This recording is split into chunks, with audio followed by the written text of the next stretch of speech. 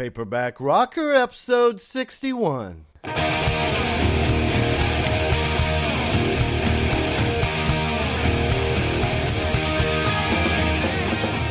this is Matt Severson, the Paperback Rocker, and I'm broadcasting from my 6x9 foot cinder block shack in the desert of northern Mexico, southern Texas. Welcome and thanks for checking out my show.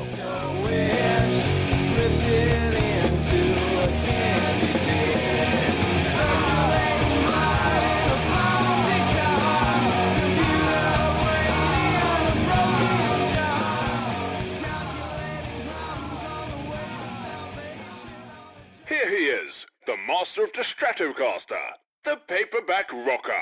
Hey everybody, what's up? It's your old friend Matt, back again to read to you. Hopefully it's not putting you to sleep every time. I'm just going to get right into it. When last we read, Stanton Wheelhouse III had just entered a bar for the first time in his life, a saloon as he called it, with having seen a sign in the window that said "Boy Wanted."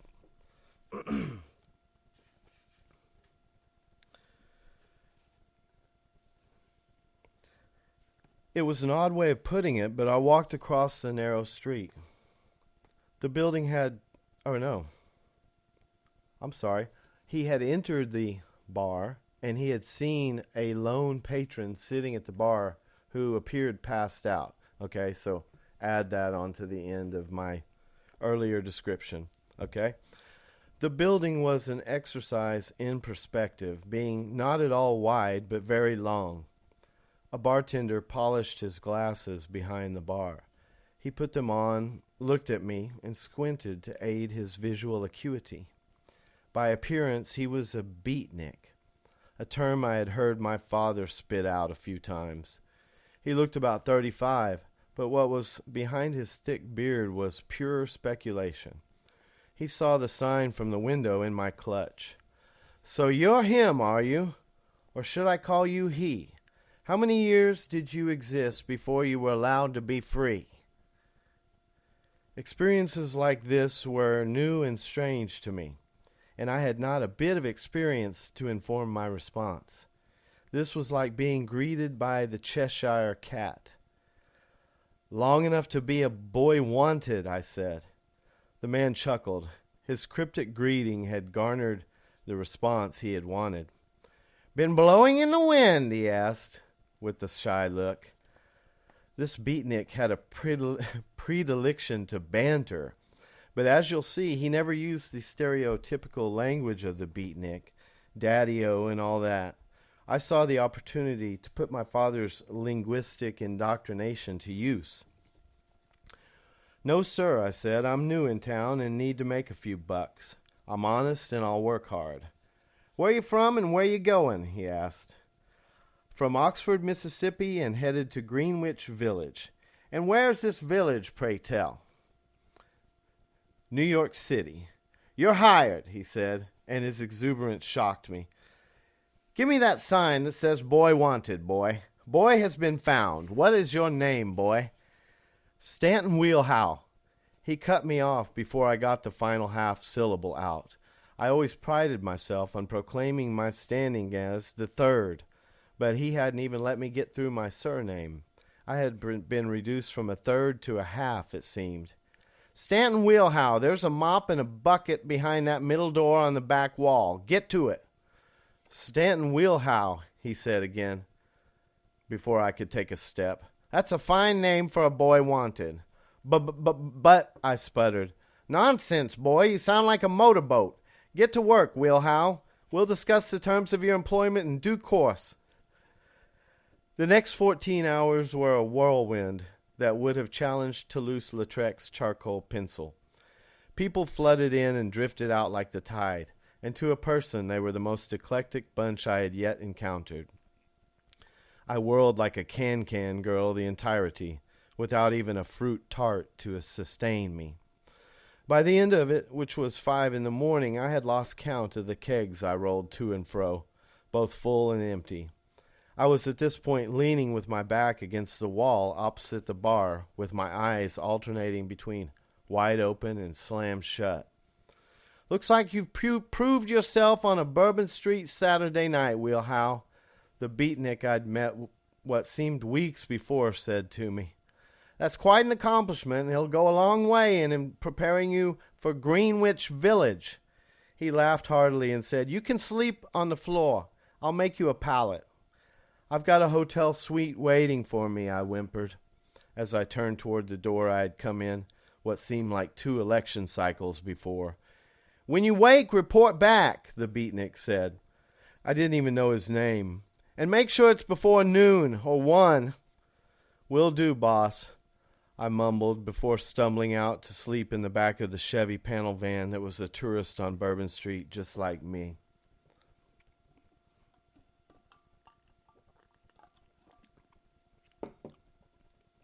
When I got to Wonderlust, I was dismayed to find I had left the back doors unlocked, and a man of the streets had taken shelter inside. He started involuntarily like an octopus frightened by a bright light when I threw the doors open, but I was too tired to discuss the night's rate, so I simply asked him to move to the side so I could rest beside him. He scrunched over without further encouragement. When I woke the following morning, he was gone. As I pried my eyes open, which felt like they'd been stuccoed, I detected a slowly rotating natural phenomenon in my belly, not unlike a sinkhole.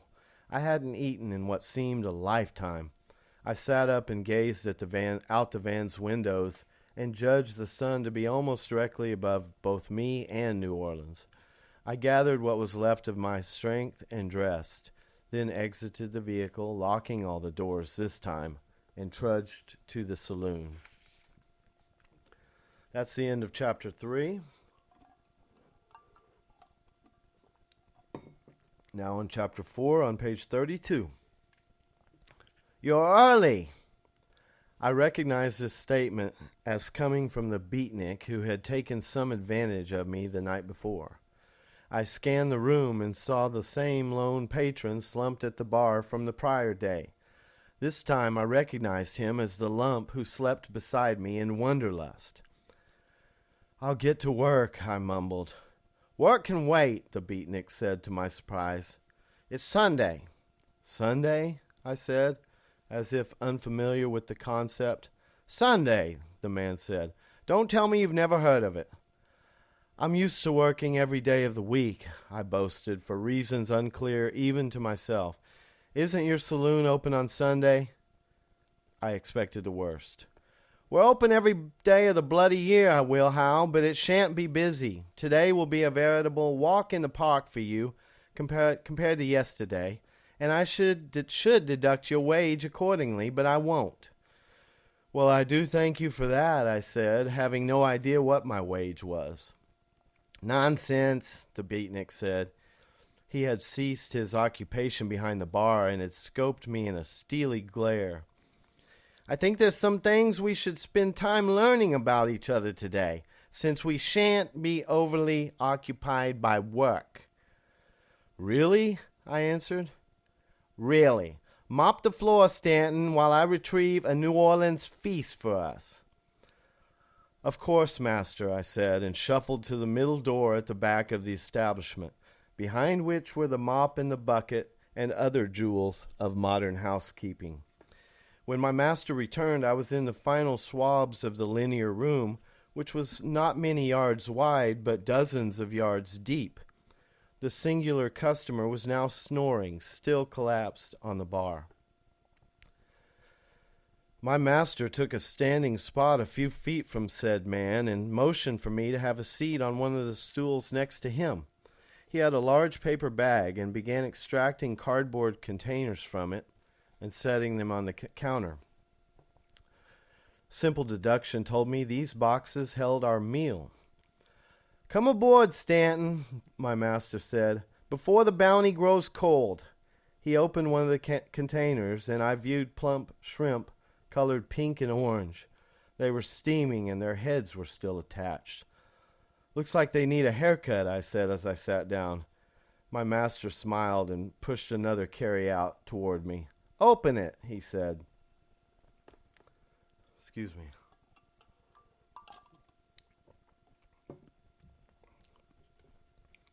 I gave him a sly look and tentatively did as instructed.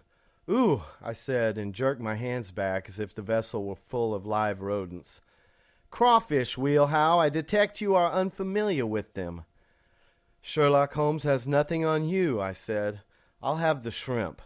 "Not so fast, my dear boy. Here's how you do it," he said, ignoring my statement, and shoved one of the red bug-like things into my hand.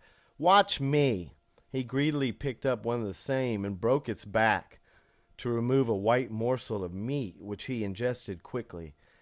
"Next, you suck the head. Squeeze it while doing so." He demonstrated the process with a loud slurp. I looked at him with great concern, the foreign object still in my hand. "Do it before Monday comes." I mimicked his actions and ended up coughing and sneezing. "Suck it, don't inhale it," he said, with a sadistic laugh. "You'll get the hang of it, Wheelhow." Although I cursed him in my mind, I tried again, then again, for I was in dire need of sustenance.